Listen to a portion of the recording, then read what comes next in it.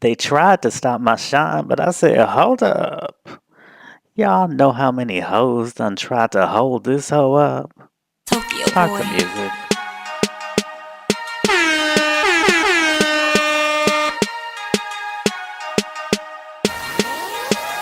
Hey, it's summertime season. Just like Trump, no treason. See that boy in the white? We might be tonight. Cause it's hot outside. I don't got no shame. First off, in it, then he'll give me brain. Ha, ha, how's everybody? Ha, ha, how's everybody? Ha, ha, how's everybody? How's everybody tonight? Although I know most of y'all be listening to it during the day, so I don't even know why I said that. But anyway, hello everybody, and welcome to Craig's Pop Life, a black gay excursion into pop culture. I am your host, Craig Seymour. You know me. I've been writing about pop culture for more than 20 years now. You can read some of my music writing at rnbeing.com. I'm also an author who has written a number of books. You got the biography, Luther, The Life and Longing of Luther Vandross. Catch up on your R&B history. You got my memoir about being a grad school stripper hoe. All I Could Bear, My Life in the Strip Clubs of Gay Washington, D.C. And then you got my novel about 3 generations of black gay men looking for love. Who's your daddy? Do y'all know? Anyway, but you can check that out, get you a good summer read, put together your summer reading list. I know it's that time of year. And my forthcoming special, The Life and Art of Janet Jackson, coming very soon. If I have anything to do about it, which I do, because I'm writing it. But anyway, y'all, and I also have a website where you can find links to the songs and other stuff that I discuss on the show. I'm sorry, I have to adjust my headphones. I hope it don't be making too much noise. Okay, and that's very easy to remember. It's craigspoplife.com. I don't really think the website could be more straightforward, right? And I have a Amazon shop where I put all my books that I do put all my books on there, let's be real. But I put all the books that I talk about on this podcast and other very important stuff. Like some people ask me, well, shit, how do you make your podcast? What tools do you use? Well, you can find out on my Amazon shop. And I also do other important things like my favorite hot sauces. Another important thing for the summertime, I know y'all be doing cookouts and whatnot, have your little sandwiches and whatnot. You need a little kick. Find out what my favorite hot sauces are. And my Amazon shop is also very easy to remember. It's Amazon.com. I know y'all know that. So Amazon.com/shop, because I done told you it's my Amazon shop. So Amazon.com/shop/Craig's Pop Life. So there you go. And of course, I appreciate all of the support. Um, so we got a lot to talk about this week because a lot been going on. But I want to start with all these new tracks that just dropped, because it's about 2 in the morning now, so I always be looking at what came out at midnight. And so a lot of stuff came out. A new Katy Perry song just dropped, and my review is that it is a Katy Perry song for whatever that's worth. I mean, I had a brief, and I mean very fucking brief, teenage dream moment. I ain't gonna lie. I ain't gonna lie that yes, it was me on that dance floor in that city with that song playing, dancing with that cute shirtless boy in his underwear. So yes, that was me. Just in case anybody got pictures, I know it's the internet age. I know there'll be videos and stuff like that. So I'm owning up to it.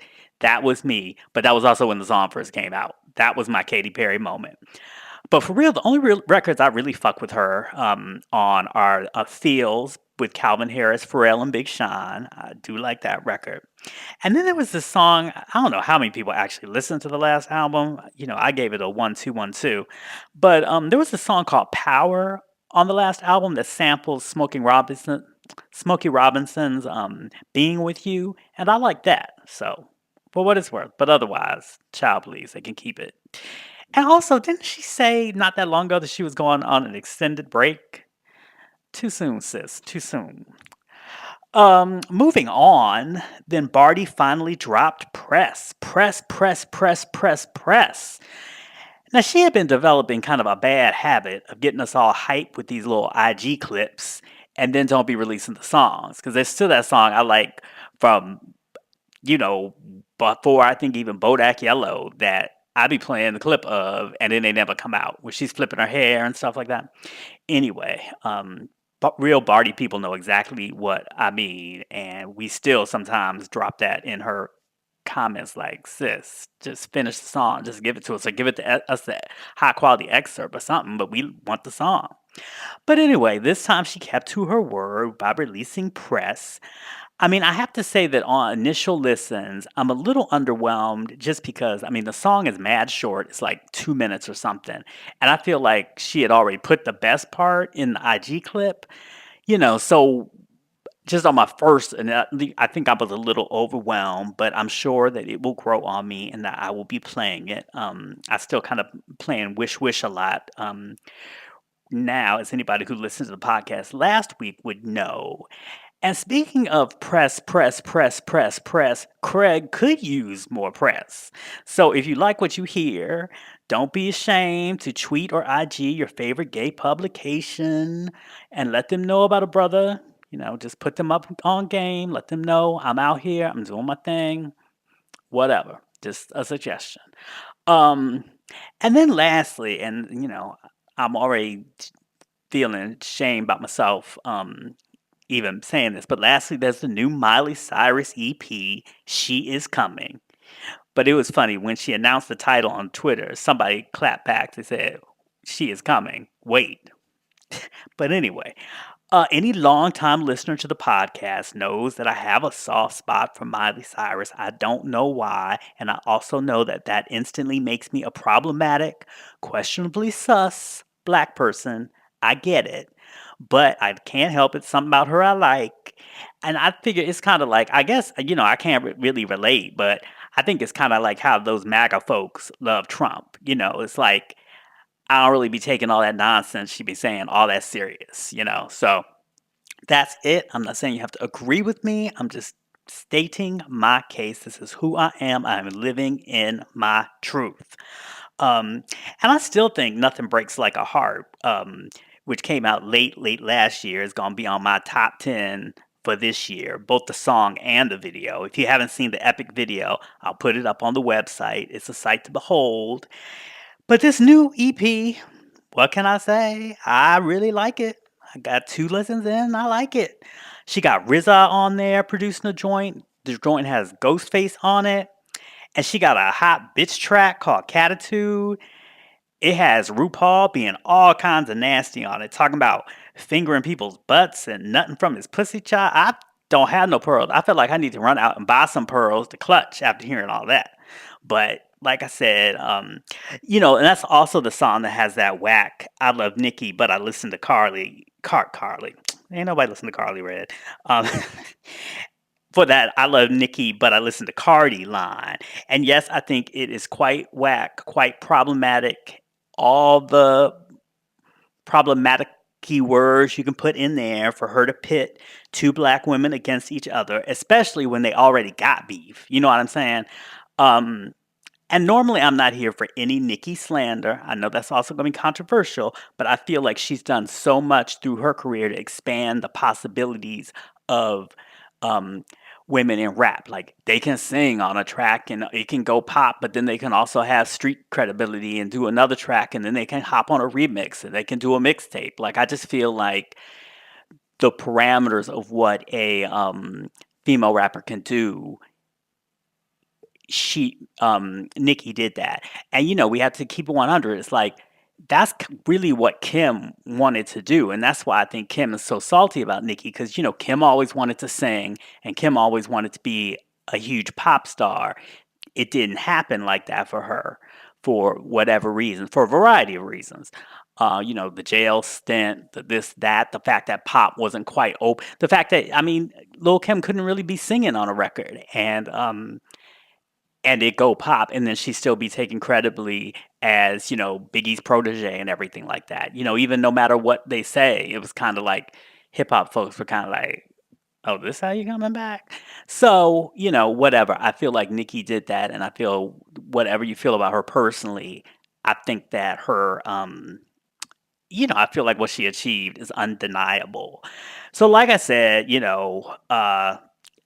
with Miley, I really don't take it all that serious. Now, if Taylor Swift had pulled that shit, I'd probably be marching in the streets with a sign and all. But it is what it is. So, then Miley also got Sway Lee on the track, and I love anything with his fine ass on it.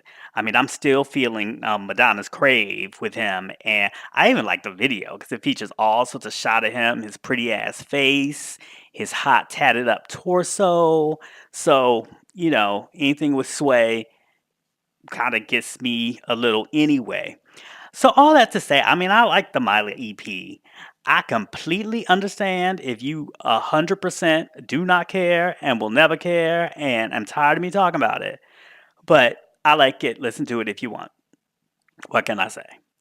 So let's move on to some TV, starting with the finale of RuPaul's Drag Race. Now, no, I ain't gonna reveal no spoilers. You don't have to worry. You don't have to, turn down the volume right quick. You don't have to throw your ear pods across the street. I ain't gonna have, nothing, anything. But I do have some thoughts.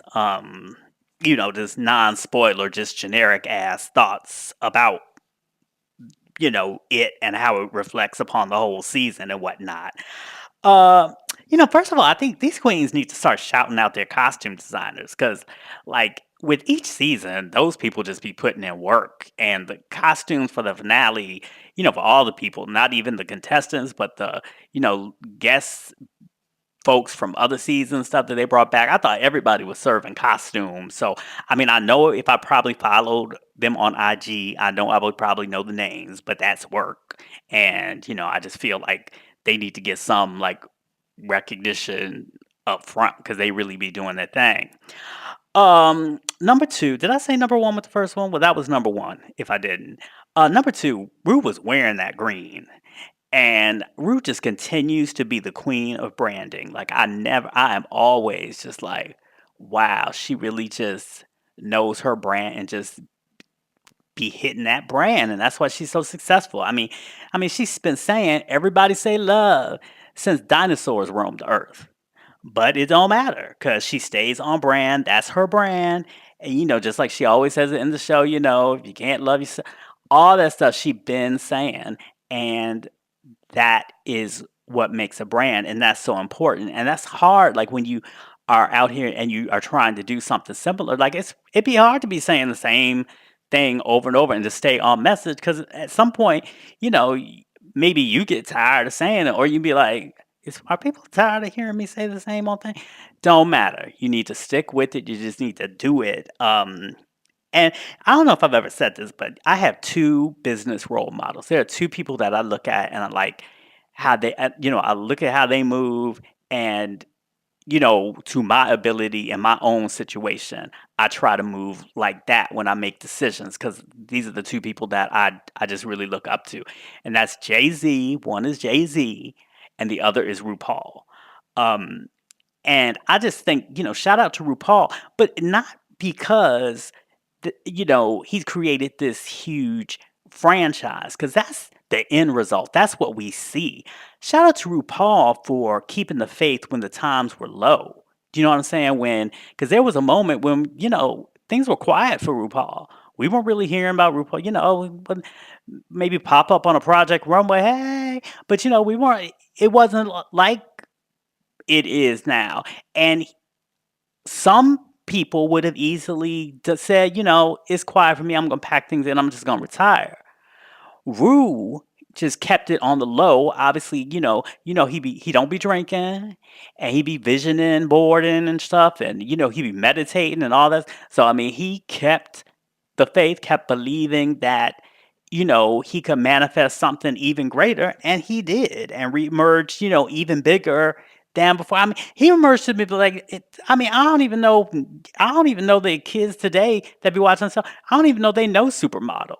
I don't even know they know that at that moment in history when Supermodel came out and it was such a big moment, and he didn't, none of the other songs really hit in terms of the pop charts, that he could have easily just been a one hit recording wonder, like an anomaly, and never been heard from again in the mainstream like that. He could do some prides, you better, oh, okay, whatever, get his little coins through the month of June, but that could have been it for him. But no, so just that focus is so inspiring to me.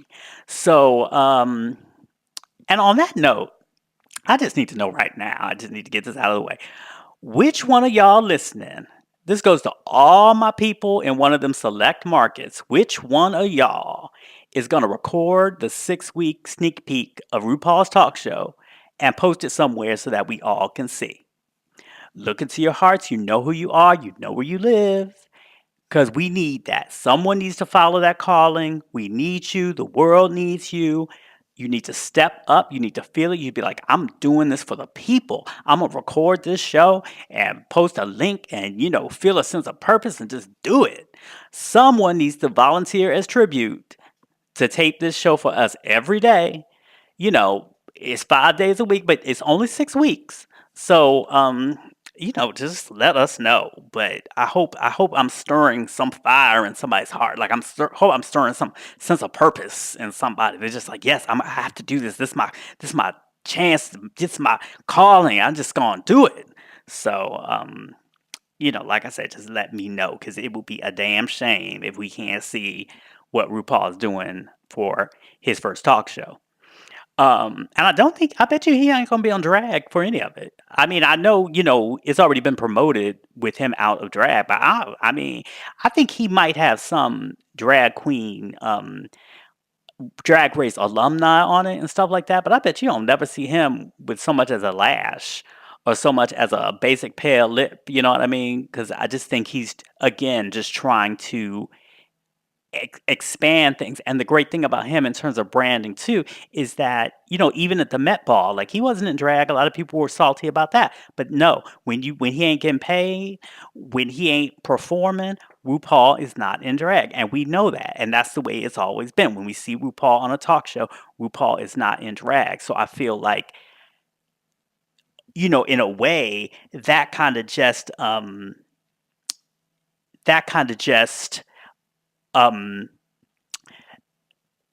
somebody just sent me a text and it just caught my eye because I just tweeted something wrong. Uh, Let me just do this real quick. Uh,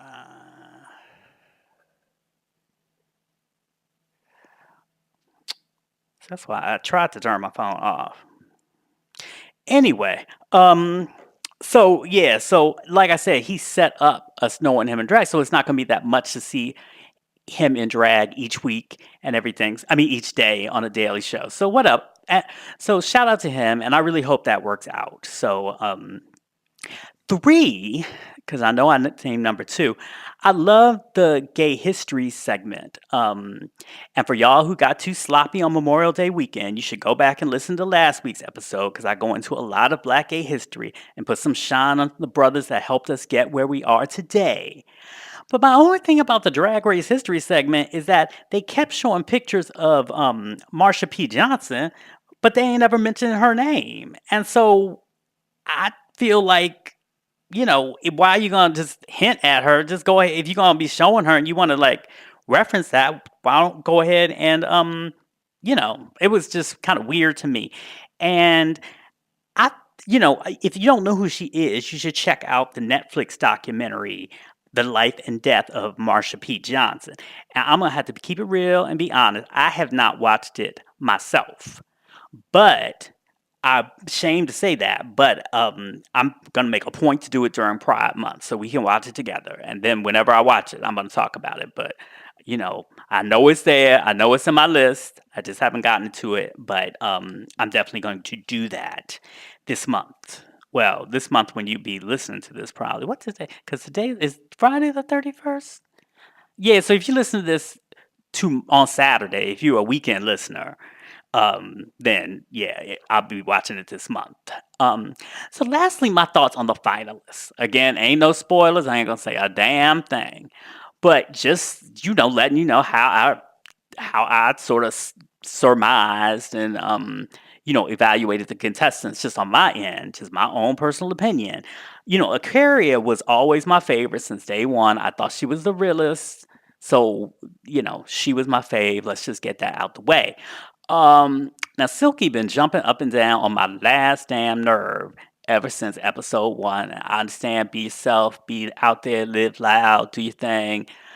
But like I just felt the thirst was just too much. I mean, I had to go to grab some water. I'm like, God damn, just watch it. Like, it was too thirsty. Just be a little bit more subtle about your thirst. Just be a little bit more subtle about your clout chasing. And I felt like, to me, she would have been a more sympathetic character. To me, that's my opinion. I know people love her and everything like that. I don't have nothing against her. I'm just saying how I related to what she was putting across on my TV screen. Now Brooklyn, I always been like, why ain't nobody ever asked her Canadian ass why she's named Brooklyn? Now maybe this happened during Untucked. I don't know. I don't watch. I only can give the show an hour and a half a week of my life. I can't get no more, so maybe it was answered. But that is to the end of the show. That was always a burning question to me. And also, does her name have anything to do with Mary J. Blige's rapping alter ego? Let me know. If you know, let me know. I know somebody's gonna write back some all salty. Well, and she's been. And when somebody asks, that's fine. I just want to know. I'm not saying the information ain't out there. I'm just saying I personally would like to know.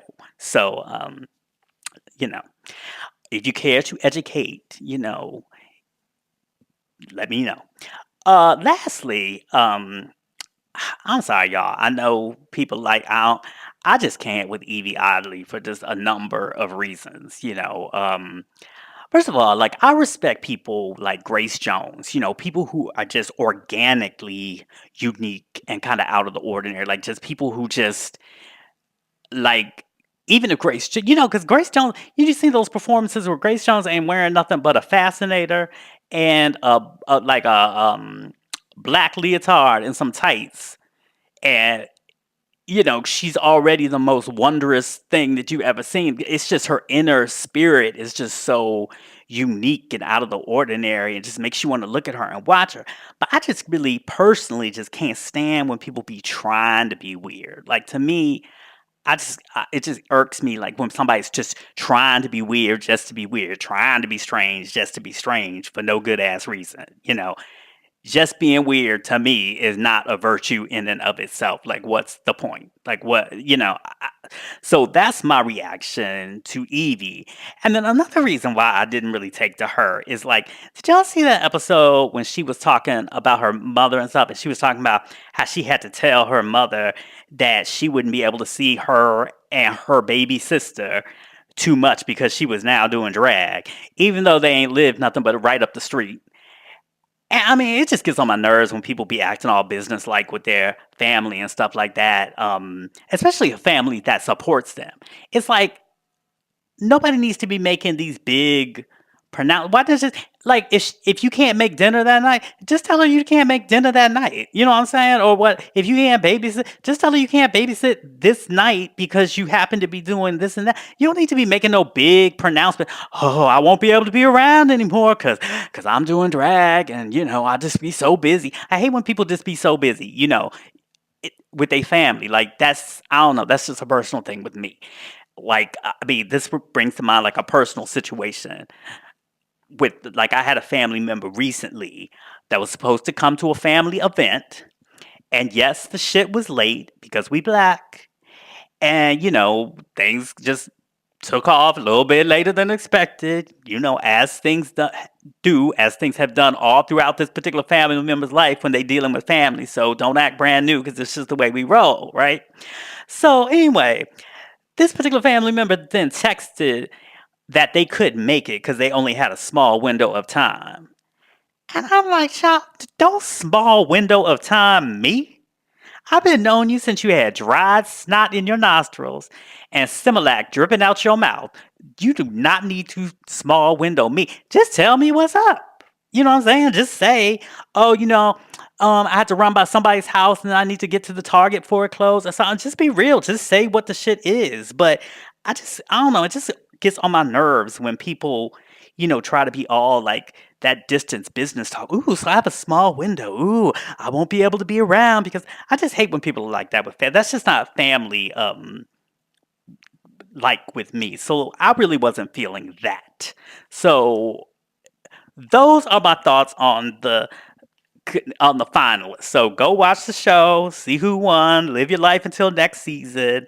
I just had to share some things that I was thinking, and obviously, it won't be no point in doing it next week. So that's it. In other Craig TV watching stuff, y'all know I've been watching Fosse Verdon. I know I shaded the fuck out of it because of the first episode. I really liked the first episode because I felt like too many scenes were recreating movie scenes. And it's like, I've seen the movie, and no matter how good the recreation is, it ain't the movie. So why are you recreating stuff that's already done? Like, give us more backstage or something. Like, I just didn't like that part of it. But lo and behold, the series concluded this week, and I swear it turned out to be great. If you're interested in great acting performances, if you're interested in like theater history, all that kind of stuff, I mean, it really came the fuck through. Michelle Williams, y'all. Michelle Williams' performance as Gwen Vernon is a wonder to watch. I mean, she deserves all the awards. I would just, she needs to pull up. You know how what's her name? What's the mother in what's the badass mother Pose? What's her name? Um Not Blanca, but is it Electra? You know how Electra be? Well, I guess all of them be carrying them little what do you call them? The radio flyer um the little things with the wheels. You know what I'm talking about. I don't know why I can't talk, y'all. It's 2:48. But yes, I just would go ahead and roll her up one of them, just put everything gold in sight in the damn thing and just, pull it right up to her house. I mean, the voice, the changes of the voice, the aging over time, the relationships, the this, the that. I mean, it's something to see. So I just want to make sure that nobody who heard my initial thoughts on the Fosse Verdon show would had not watched it or thought I didn't like it or something like that, because it really is excellent. It came through, and like I said, if you're interested, I mean, some people just not gonna care about these white Broadway people because you just don't care about Broadway or whatever. You just don't care, and I get that too. And the show probably is not for you if you um feel that way. But I'm one of those, like, I love. I don't get to a lot of Broadway shows, but I love seeing, especially back, not now, but back in the day. I live in DC, but I was always up on the train. Seeing the Dream Girl, seeing the chorus line, seeing the stuff like that. So, and then all that jazz. Sort of Fosse's semi-autobiographical movie, that was just like my favorite. I mean, that just blew my fucking mind when I saw it. So I'm already invested in the concept and stuff. So, like, I feel if you can kind of connect to any of that, like if you really like the choreography in Get Me Bodied or something, which is inspired, or even Single Ladies, both of which are inspired by Fosse, then I would say watch it. And you put it on your summer binge list, because I mean, I don't know about it, y'all, but I'm a TV bro. I'm an old TV person. Like, I like shit to be on when it's on at a time, new shows, everything like that. So I still hate summertime when there's nothing on, when you turn on Wendy Williams, even if she gets on your nerves. Like, I wake up and I want to see. Yes, I wake up that late. I wake up not 4 o'clock. I know it comes on 4 o'clock in some time zones. It comes in Miami. It comes on live at 10. So I be up. I be having my little breakfast sandwich, and a Diet Coke around that time, and I watch Wendy. I want to get her. I don't ever watch past the Hot Topics, but I want to get that. And then when she be off for like 8 weeks or something, like, it throws off my day. It's just so summertime always gets me a little bit hits me a little different, and that's why I always have to have a lot of shows and things lined up to watch just to keep me regular. Not regular like that, but just keep me regular with the, just keeping me regular with, just my schedule and my day and stuff. So, anyway, um, also more from the small screen.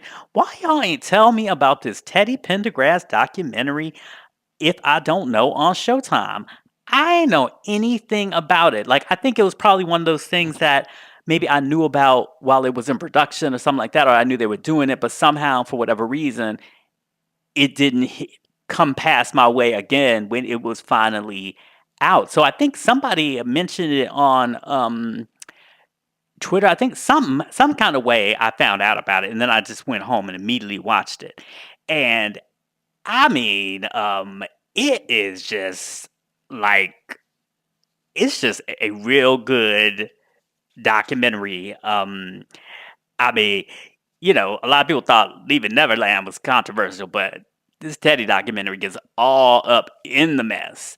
And I mean, I knew it, look, I mean, looking back, I knew everything that's in the documentary. The car trash with the car crash with the transgender performer and all that kind of stuff. But the way the documentary puts it together, that's what documentaries and like great biographies do.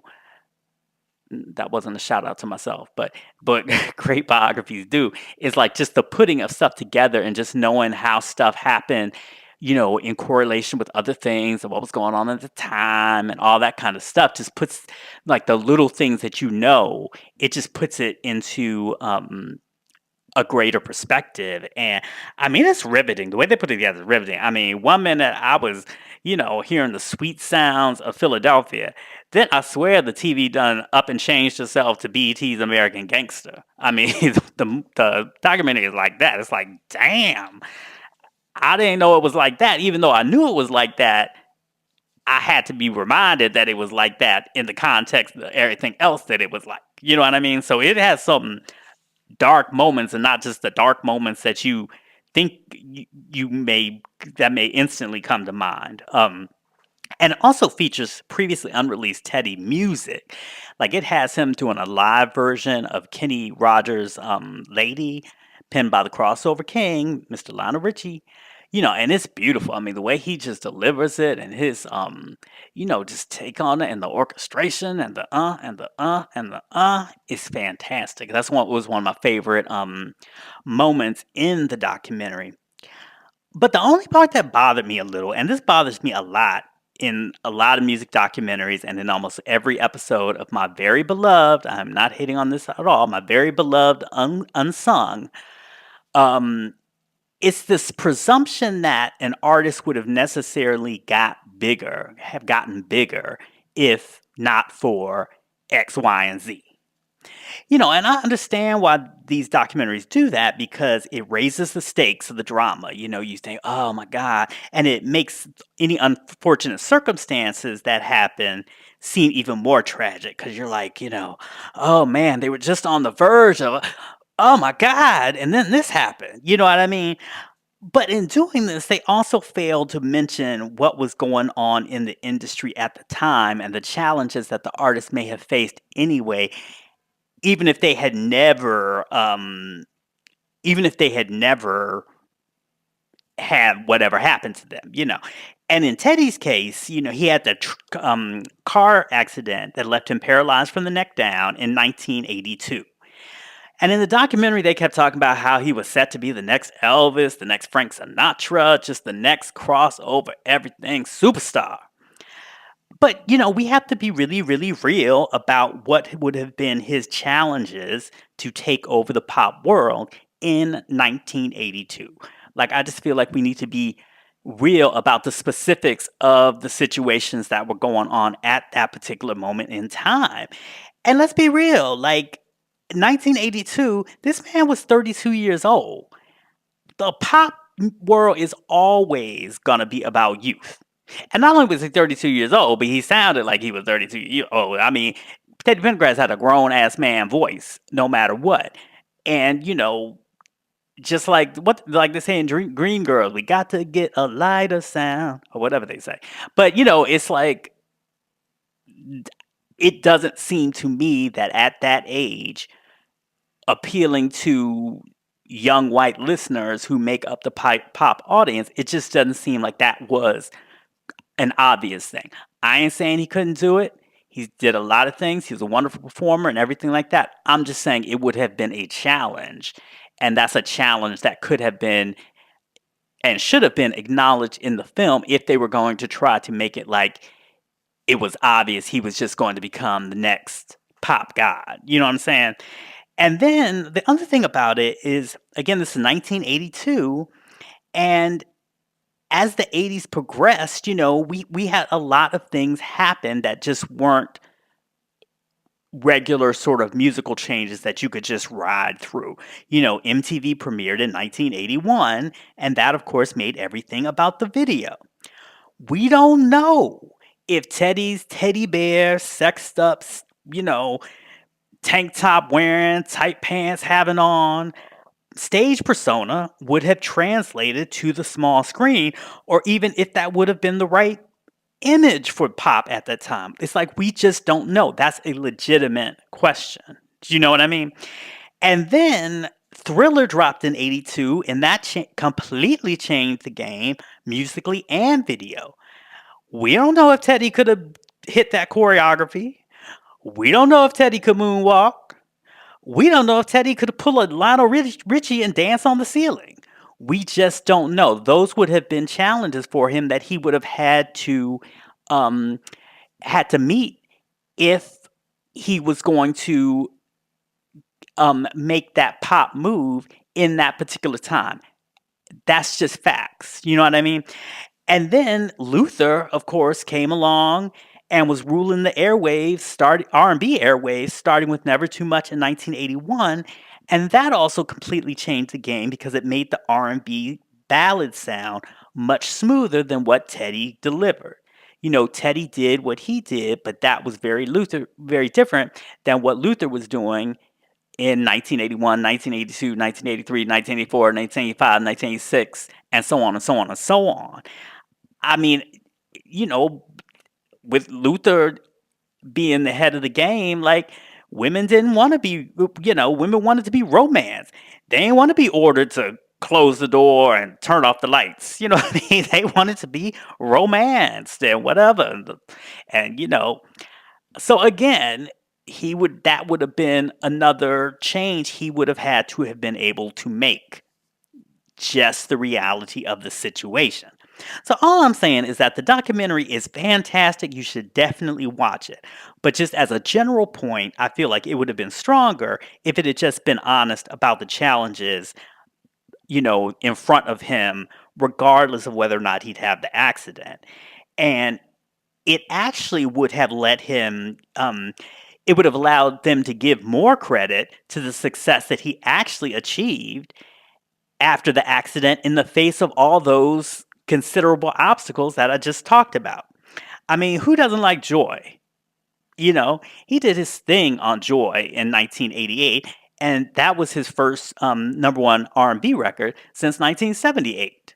So I don't know if they even mention that. They certainly don't focus on it, but that was a tremendous accomplishment to 10 years after your last number one, you come back with another number one, and it's a hot ass song. Not everybody can do that. So I feel like instead of playing up this pipe dream, talk about what he actually did and how that was incredible because of all that was going against him, not even talking about the accident, And then this is just it didn't really chart that well, but this is my favorite Teddy post Philadelphia International joint, the Def Jeff remix of Believe in Love from 1983. I still bump that shit. In fact, I'll put it on the website. I love, that's hot. I love that shit.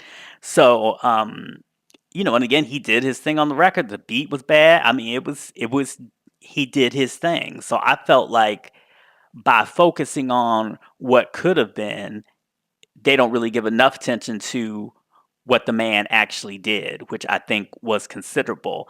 And so that's my take on the Teddy documentary, which, like I said, you should definitely watch. And it's also my advice to all you music documentarians out there, if you out there, just keep shit real. Like, we don't need to believe that things naturally keep going up and away for every artist because that's just simply not the way of the industry.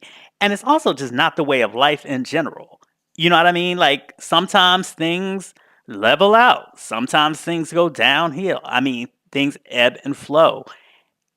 Just be real to that. Like, back to Unsung, like I said, I love the show. I think it's just what it's done for preserving stories of R&B artists and hip hop artists and black artists in general cannot be you know, overestimated. I mean, all those damn stories, because just looking at all those episodes, like all those people, um, the Angela Winbushes, I mean, all those people that those stories are now preserved so somebody can go back and see that story. That's just incredible to me. And that's basically what I see my purpose, not my whole purpose, but I think that is a very big part of what I feel my purpose on this earth is to do, is to preserve those black music stories. That's why I write the books that I write. That's why, I talk about the things that I talk about even on this podcast. Like I feel like that is part of my calling.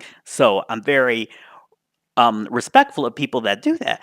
But at the same time, we don't need to think that Adina Howard invented talking dirty as if Millie Jackson ain't never been on this earth. And we don't need to believe that, she was invented poom poom shorts and all that kind of stuff. And then she influenced all these people that probably ain't really even was that aware of her besides just the one freak like me. I mean, just keep it real. That's all I'm asking. But speaking of music documentaries, this is something that you should just go on to put on your my list on Netflix right now because coming I think it's June 7th. It's June-ish. It's early June-ish. But there's the documentary of Clarence Avant called Black Godfather. And if you don't know about this black music industry god, you got to get to learning. Because this man has had his hand, not just black music industry, just black entertainment, black Hollywood, black damn everything, um, you know, important figure. And this documentary just got everybody talking about him in it. It even has Terry Lewis. And he don't be doing interviews. He don't even be doing interviews about Janet. So, he's in there talking. It got Sherelle, Puffy. It got Snoop in a suit, and he don't even look high. It got Clinton and Obama. So I'm gonna put the trailer on the website, but like I said, go ahead, Black Godfather, put it in your Netflix, search it in your Netflix, put it in your my list, because that's gonna be something that definitely we all need to watch. And you know how Netflix is. Like Netflix really just be counting them numbers of people that watch initially. You know what I mean? They really keep that for that's why One Day at a Time didn't do that well because a lot of people caught on to it and watched it, but they were all about what the numbers were right off the bat. Who was just so hungry for it that they, was binging it in that first day or something. That's why, like, some of the fans of One Day at a Time had written to the showrunners and saying, "Oh, I love this show so much. I'm not gonna binge it because I want to space it out." They tweeted back, "Nah, y'all need to watch right now. You need to drop this Twitter down right now and just turn on your Netflix right now because that's the numbers that Netflix looks at." So that's another reason why I feel ashamed about the Marsha P. Johnson documentary and why I'm going to watch it. But and that's the reason why I'm going to watch Ava DuVernay's documentary on the Central Park Five, even though it's now 3:06 in the morning. I'm gonna bet you I'm gonna go home, pour me a glass of something, and at least watch the first episode because that's just important. Shit, you don't even need to be watching it. Watch this album just to give the numbers. Just put the Netflix on and go to work or some shit. Because the Netflix will be playing. You can binge a whole thing. You not even be there and then just watch it at your convenience. But Netflix will think you at least watch as much until the "Are you still watching?" pops up. Another thing, one thing about Netflix gets on my nerves. I don't know if it's me, but maybe if it's not me. Um, And it's just some default setting I can turn. Please let me know. Why does every time I turn on Netflix, do they ask, is it me or is it my kids? I don't got no kids. I don't want no kids. I ain't never gonna have no kids. I don't need to see the option for kids every time I turn on Netflix that I'm paying for. Like, is there a way to just not see the kids? Is there a way for it just to be like, like Mary J. Blige just sings in "Take Me as I Am"? It's me, just off the bat, because that'd be annoying. But anyway, moving on to the big screen. I saw a preview of Rocketman, and I know what y'all are thinking. If you're anything like me, you're probably thinking, why do I need to get up out the house, pay money to hear about this man who be all over the place everywhere anyway? What's the point? I know that you were thinking that because that's exactly what I was thinking. I have never felt Elton John all like that. I've never I probably bought an Elton John thing here or there, but I'm saying it's not like, random shit or something. It wasn't like I never seen him in concert, never wanted to see him in concert. It's just, he's just one of them peoples. Like, and I know in certain gay circles, you're supposed to revere him for coming out and everything like that. It's like, good for you. You came out fine. I respect that, but it's like, I'm not going to buy your next record just because you came out, good for you. What's that doing for me? So anyway, that's how I felt about it going in. Like, I was just very like, whatever. But a preview screening is a preview screening. And child, I have to tell you, the shit is good. I mean, it is good, good. It is cinematic. You hear me?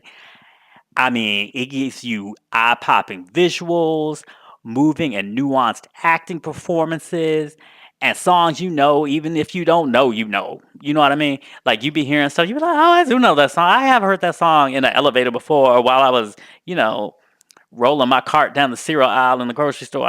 That's just sounds familiar. Is that kind of stuff. But I mean, the movie is really good as an actual big screen movie. It's a big screen experience. It really, really does its thing. And for you Game of Thrones queens, like, I mean, I have to be honest.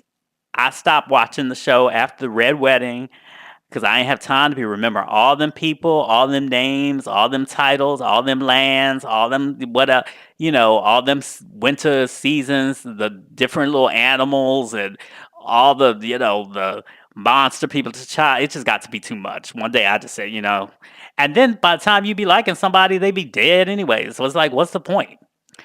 So, well, that's just my Game of Thrones thing. But anyway, I know there are a lot of Game of Thrones people out there. I know there are a lot of Dim Thrones people out there. So, for that, I'm saying the movie Rocketman has Rob Stark in it, Mr. Richard Madden. If you don't watch Game of Thrones at all, you may know him as the hot ass guy who stole Sam Smith's twink boyfriend, the hot guy from 13 Reasons Why. And let me tell you, he and Taron Egerton, who plays Elton John, they be fucking in the movie. I mean, they be fucking. Like, I'm not talking about no typical gay shit where they just get in a room, hop under the sheets. You may see like one butt cheek rise up and down, maybe, and then the lights go out. No, they fucking. They different positions. They fucking. So it is a very gay fucking in the movies type scene, that is very different. Even me, my gay ass, I was like, damn, they fucking. You know what I mean? Like, because you really just don't really be seeing two men really fuck on thing. I'm not saying they fucking like OnlyFans fucking. I just mean they give you real movie fucking like you see straight people fuck on the films. They be fucking like that. That's what I'm saying. And you know me, I don't be telling you to run out to see Ariel White movie, like that. I'm not, I don't even go to the movies all like that. Like, I don't, just the experience of going to the movies and stuff, and you be, have to get out your house, dress, and then get out your house, Uber to the theater, if it's that, pay your money, go hand some ticket to somebody, you know what I mean? Go in your seat. You don't know who nasty ass seat. You don't know whose ass been in the seat before you. You don't know whose hands have been on them armrests and up under them armrests and drink coasters. You don't know if the people have been picking their nose. You don't know if they been, I mean, people be all types of nasty in this world, and you just don't know what you are sitting your clean body into when you slip into one of those theater seats. That's why I could never. People be telling me they be going to the movie theaters and be sitting on couches with a blanket. I'm like, where did that blanket come from? They be washed. How do you know? How do you know that washed a blanket in between the last showing and this showing, or that the place is stocked with enough blankets so they can clean blanket everybody in every seat at every showing for the whole day? And then who washing the blankets? And are they doing the blankets at night? And I'd be like, where's the washing machine? Y'all got a washing machine on the premises? Because if they don't have a washing machine on the premises, then I know them shits ain't clean. You know? Uh, but anyway, I done lost my. But anyway, like I was saying, I'm not telling y'all. My point is, I'm not telling y'all just to go to a movie theater to do anything for anything. But I'm saying I really liked Rocketman. I really thought it was like a movie experience, like the type of thing you want to see on a big screen. So I recommend it. You can throw tomatoes at, you know, I don't know what you're gonna throw. You can go to my website, craigspoplife.com, and throw a tomato at your screen, at your expense, if you don't like the movie or whatever. But I really liked it, so that's my recommendation on that. So y'all, that's all I have for this week. Thanks as always for listening. I do so much appreciate it when it's 3:13 a.m. and I be tired and I want to be getting home to watch my Ava DuVernay. I do it for y'all because of the people that, tweeting back that they like it, or even you give me a little like on Twitter when I post, the link, or you know, whatever you do. I appreciate y'all for listening. And that's real. That's from the heart. So, I'm just saying that. And if you could be so kind, and rate the podcast, subscribe, and share it with a friend, I'd also really appreciate that because it helps a lot. Like I said, the ratings and the subscriptions, those really help on iTunes with the search functions. Because, like right now, if you just search Black Gay Podcasts, my shit is not in like the top 5 or anything like that. It just even of the search results, even though my shit is like one of 2 podcast titles that has Black Gay in it, it still doesn't come right up just because of whatever.